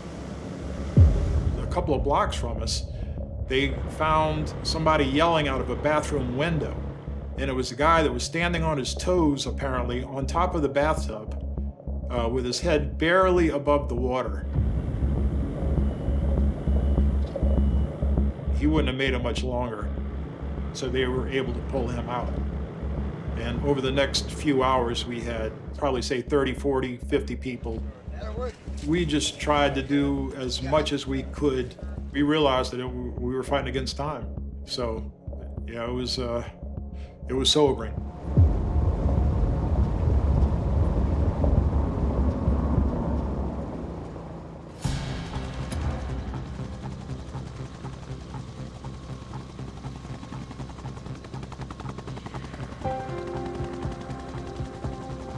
Eight Coast Guard helicopters, arrive from across Louisiana and its neighboring states. It was a big mix. People on roofs, people on second floor landings.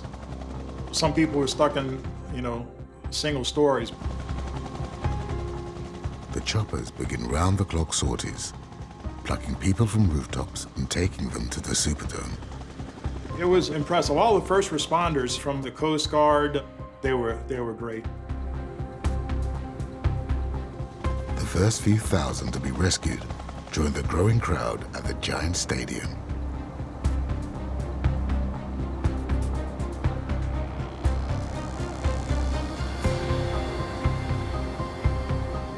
There was something like another 20,000 people that arrived. So it was kind of the first realization that, yes, the hurricane had passed, but that we were still very much in the depths of a crisis. As the sun sets over the Superdome, across the ruined city, tens of thousands more face another night stranded in their homes and huddled in attics.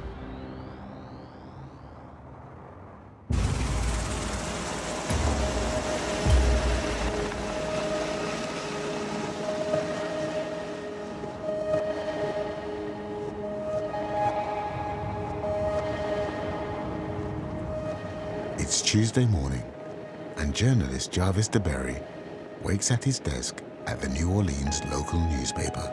One person rushes into the room and tells the photographer, grab your camera, you gotta see this. So we all get up and we all rush to the window.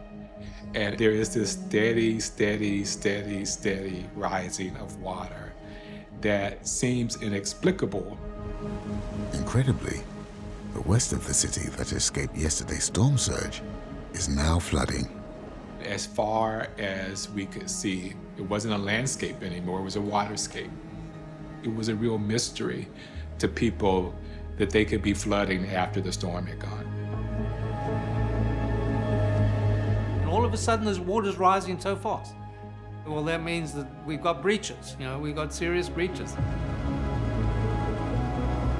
Ivor Van Heerden takes to the air to look for the source of the new flooding. And so I slowly but surely went from levee breach to levee breach. And what we realized very, very early on was that most of the levees we saw were catastrophic structural failures.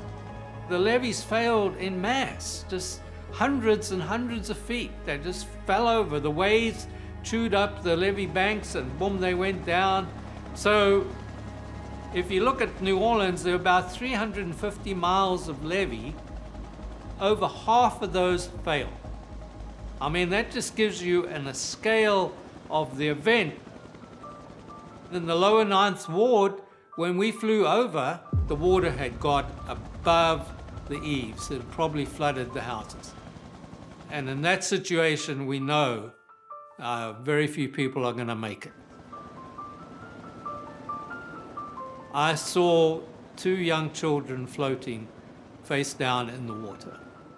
And I'm sorry. I eventually met their mother, and she told me that they were divorced and they were with their father.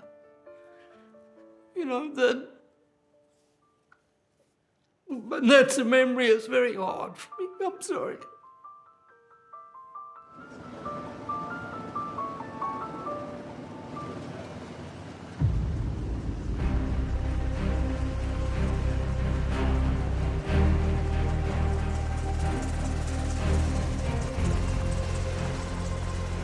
We were watching the rise in the water, and we realized that we were fighting against time.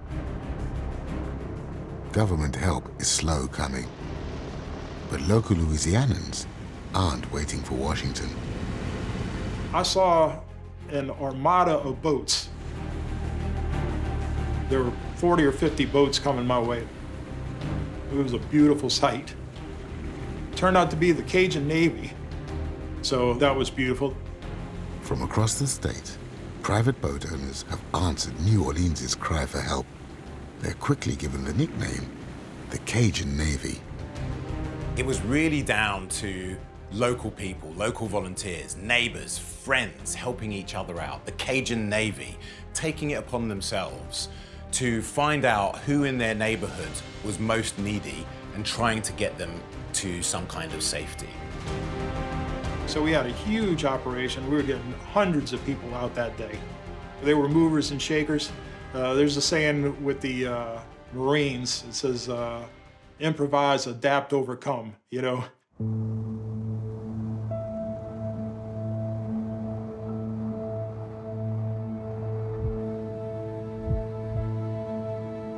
As survivors escape the rising waters, thousands more head for the sanctuary of the Superdome, as well as the nearby convention center.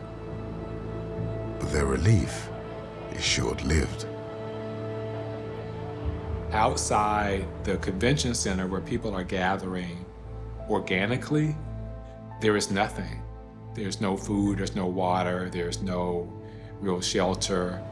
And even though there were individuals being rescued from high water, there is not, at least in those first couple of days, any large-scale coordinated operation to get people out of the city, which is what's most desperately needed.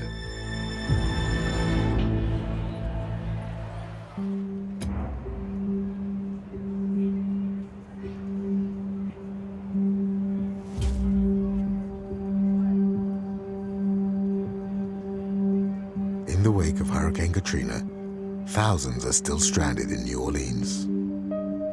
In the worst-hit eastern district of the city, Jamal and his mother have run out of drinking water. My mama didn't want to leave. She was gonna stay. And I said, Mama, you gotta get out of here. We gotta get you out of here. Jamal decides to attempt a 2-mile swim to the Superdome, with his mother perched on a makeshift raft. As you go out, the water was like up to my chin, like. You were like, you know, I had to like swim. I bounce up and down in it. We managed to get to the bridge. You can go up the bridge and you get over to get to the Superdome. After a couple of hours, Jamal and his mother make it. She a tough cookie, you know. She's still living. She's 91 years old. But when we got to the Superdome, you know, it was crazy. It was chaos. You wouldn't want her to go in there. It was filthy. The Superdome protected 15,000 people during the storm, but now that number has swollen to 25,000. You couldn't use a bathroom. It was like, man, it was like living like animals, man. People fighting, screaming and hollering and talking crazy. And it was crazy. As fatigue sets in and tempers fray, troubling rumors begin to circulate in the crowd. We'd heard that there were people who were swimming to the Superdome who were attacked by crocodiles. We'd heard that people had been swimming to the Superdome and were electrocuted on the way. We'd heard that there had been people stabbed in the Superdome and that bodies were being kept in the basement. It felt like at the time that there were just the most horrendous things happening, but I had no way of verifying these rumors and whether these things actually did happen. Not all rumors are emanating from the Superdome. The media jumps on the disaster and paints a picture of lawlessness throughout the city. One of the most galling things for me as a black journalist covering Katrina was seeing the way that black communities in desperate need were portrayed as brigands and villains and looters. People were human beings trying to survive a shockingly desperate type of circumstance. There was nothing that one could say about people in New Orleans during the week of Katrina that people would not believe. You could have said anything and everything, and people did, They were raping babies in the Superdome. They were slitting people's throats. They were doing they were shooting down helicopters. I didn't really see any looting going on. I've seen a lot of dead bodies, and I saved a few people. Despite the numerous reports of violence, very few have been proven. It was fantastical, slanderous, racist. The vast majority were completely good people that were trying to look out for each other.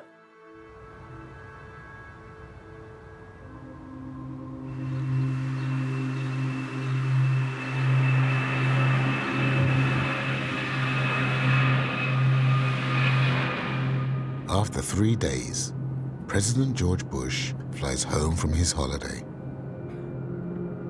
En route, Air Force One circles over the stricken city. I think if he had come to the city and touched down, not just flown over the city, but actually touched down, he would have had a better idea. It's the kind of thing you can't experience secondhand.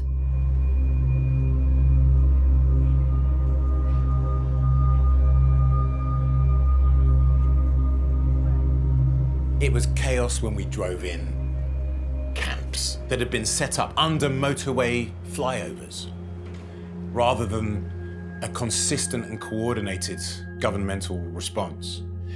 There wasn't enough food, there wasn't enough bedding.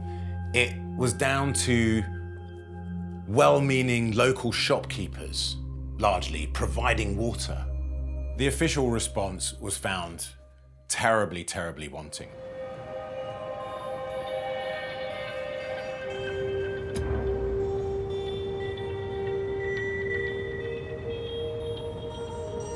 As the crisis moves into a 4th day, there's some good news for Jamie. Local state troopers are gathering stranded foreigners for evacuation.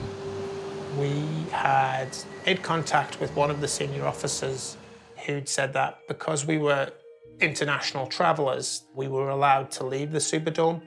We obviously jumped at the opportunity to get out of there, and it's only in the years subsequently that I've reflected on that and wondered what were the reasons, the motives for allowing us international travellers out, whether local people were actually told and made to stay there in the Superdome.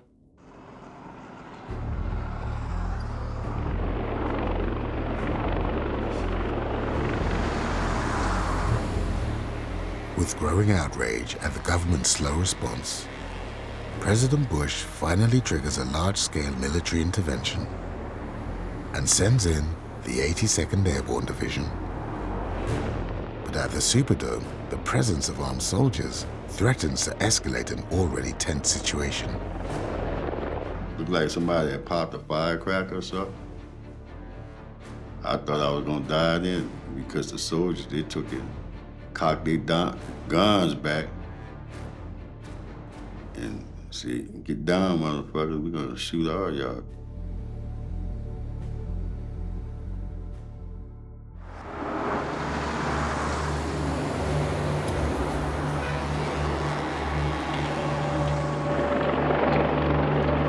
In New Orleans, the cavalry has finally arrived. But not everyone is happy at the presence of armed peacekeepers. So now you have the National Guard coming into town, and they had to have heard all of these things. You know, the depravity of the people who were left in the city. And so to the people of New Orleans, it was scary.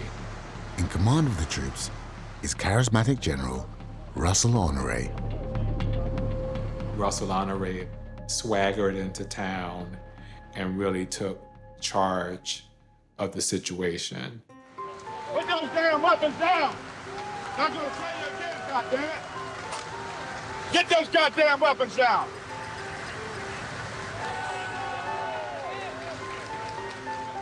His specific command was put those goddamn weapons down. Like, these are people, these are not your enemy combatants. Put those weapons down, damn it! Swing them! And That was important because New Orleans and the people of New Orleans had been slandered that entire week. Hey, weapons down! I think what was most significant and important about him was that he cared about the people.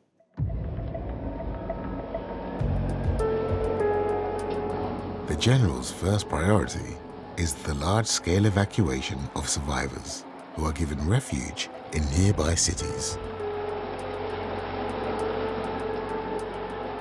Yeah, they took us to Texas. I had a good time. We were refugees, right? I never saw myself like that, but after Katrina, we became this kind of story. We totally were known as the Katrina people. I made friends with National Guard guys. They came up to the boat when I was still sitting on the boat that 6 days I stood there. And they said, well, you know, it's not safe. I said, it's safe enough. I said, I got 2 rusty guns that I survived, you know, and I think I'm in good shape, you know. I said, don't worry about me. Go try to find somebody else, you know. You could, you know, safely say that we on our way to recovery. That'll work.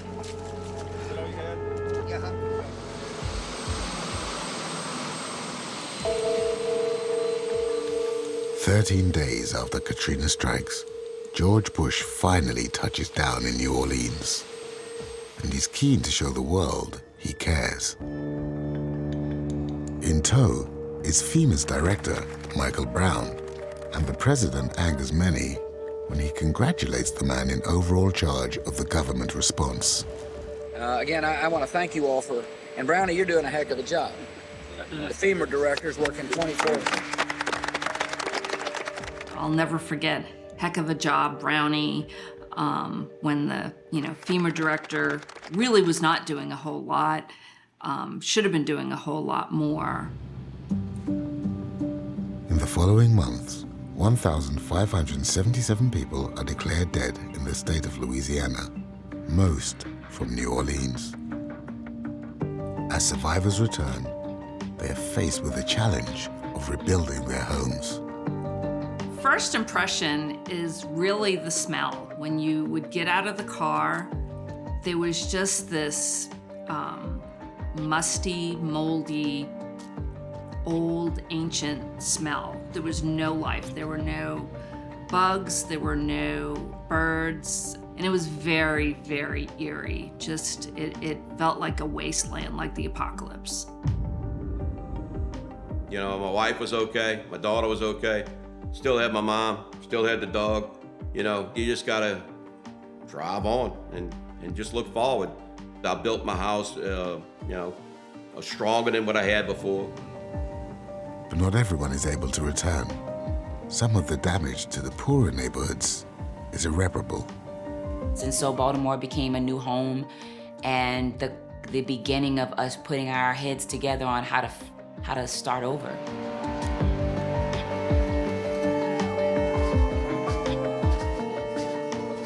I remember going back to the first Mardi Gras after Katrina had struck, and everyone was really, really conscious that it felt much whiter than it had before Katrina, merely because the black population of New Orleans had not yet been rebuilt. And of course, it was largely the black population that had been so devastated by Katrina because they lived generally in the less well-off areas that lay below sea level. When the levees broke, those parts of the city were completely submerged.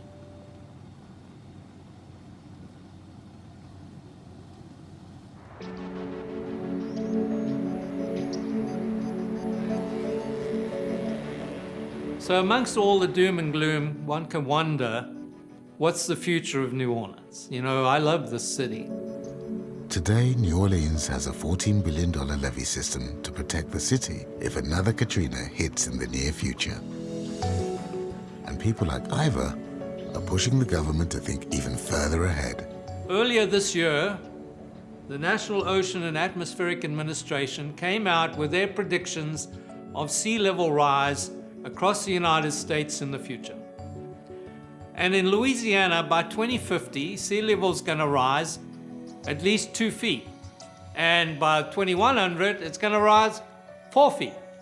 Now just imagine you got the storm surge that hit Katrina in 2005. All the levees around New Orleans are basically too low for 2100 standards. The plain fact is this: much of New Orleans lies below sea level, but it is life and home to one of the most vibrant cities in America. We can't just write it off. We're gonna have a bad storm again. We're gonna have flooding again. To have infrastructure being taken care of, to not go through the same things over and over again. This city deserves more.